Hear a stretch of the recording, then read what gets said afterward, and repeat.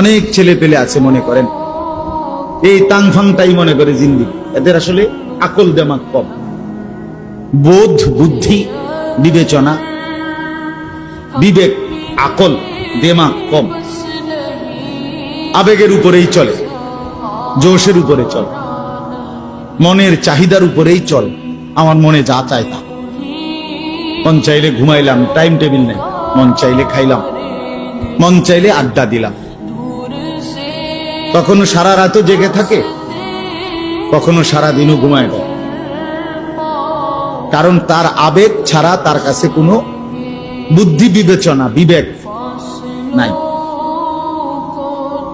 এজন্য একটা বিষয় গুরুত্বপূর্ণ যে আল্লাহ তাআলা মানুষকে বানিয়ে এমনিতে ছেড়ে দেয় না, যে বান্দা আমি তোমাকে বানাই দিছি, এবার তোমারে তোমার হাতে ছেড়ে দিলাম, তোমার যখন যা মন চায় তুমি তাই করবা।